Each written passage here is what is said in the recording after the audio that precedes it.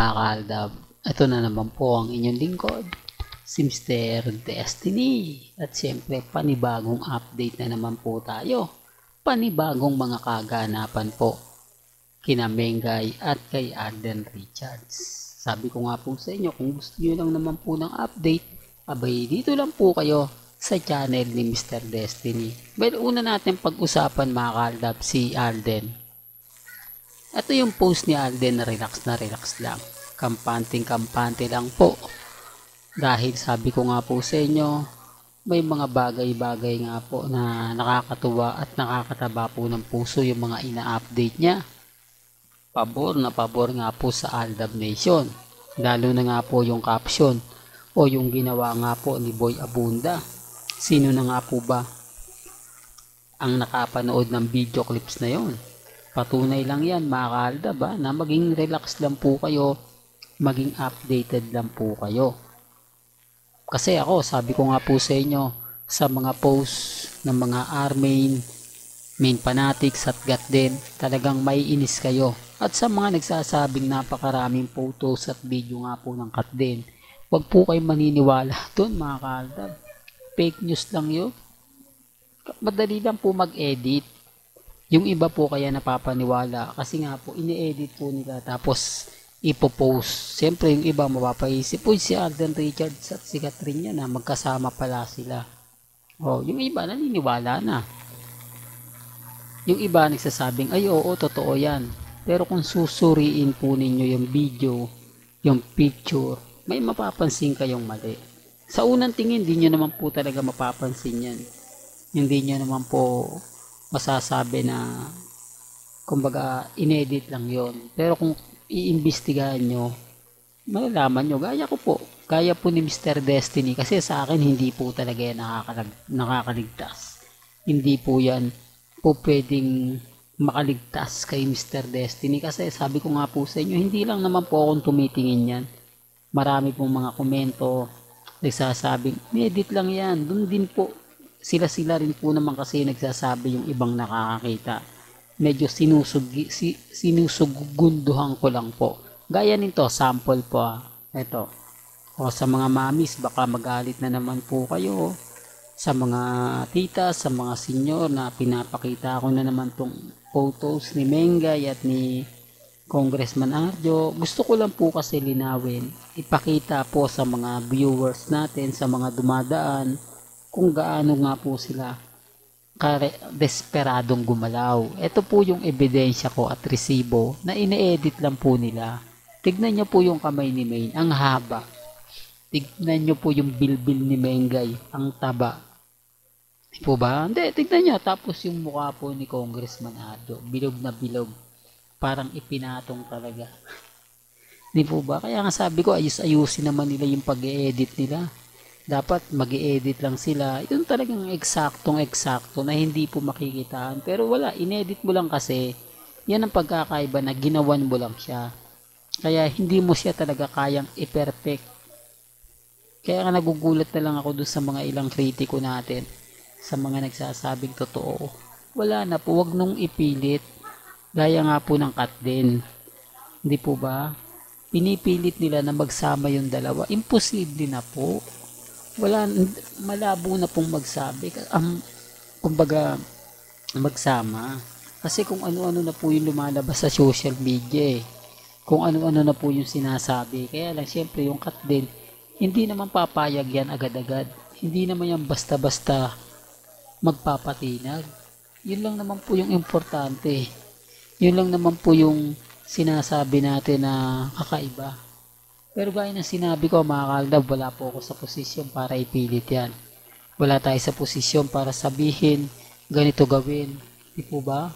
Kaya nga po nagugulat na lang ako sa mga komento nila. Lalo na nga po pagdating sa Aldab Nation. Kaya sa mga nagpipilit po, wala pong relasyon sina Catherine at si Alden Richards. Real to kaya mga kaaldab.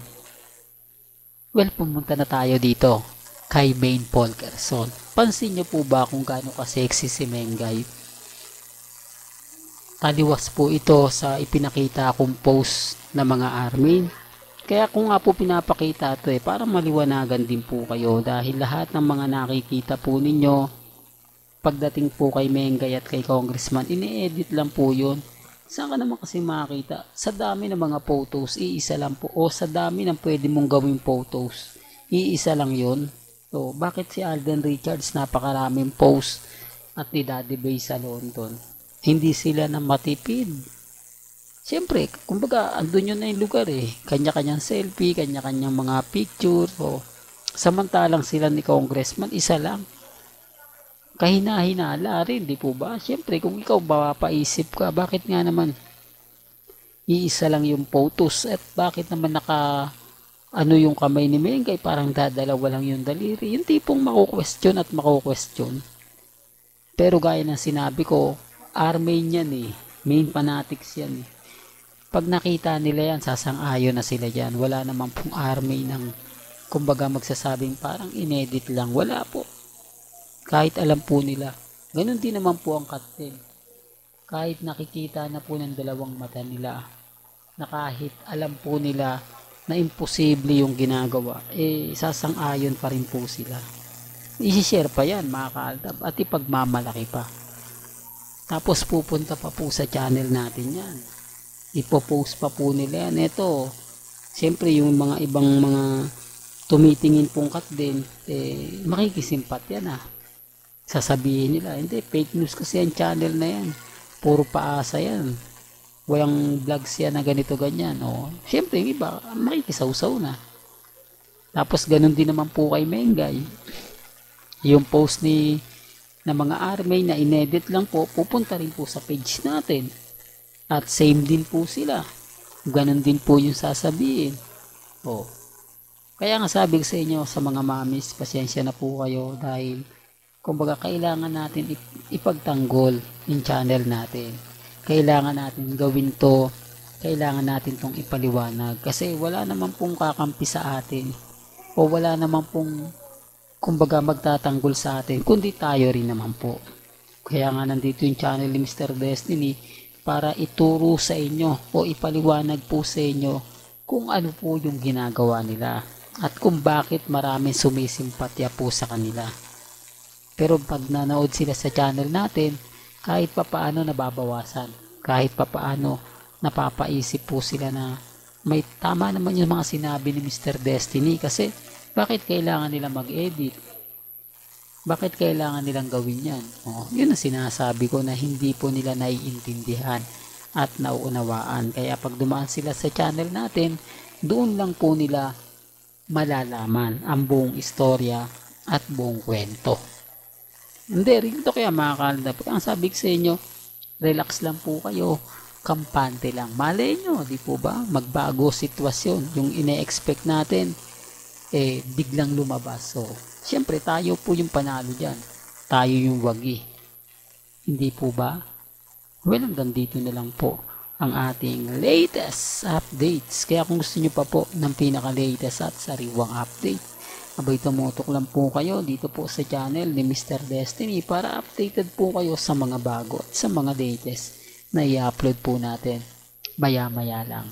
Kaya kung bago ka lang sa channel na to at isa kang true-blooded Aldab Nation na nagmamahal kina Mengay at Tisoy, tama po ang channel na pinuntahan mo. Kaya consider na po kitang bagong subscriber at huwag mong kalimutang i-share ang mga video po natin sa mga mami, sa mga titas at sa mga senyor. Hanggang sa muli, salamat po sa panonood at pakikinig.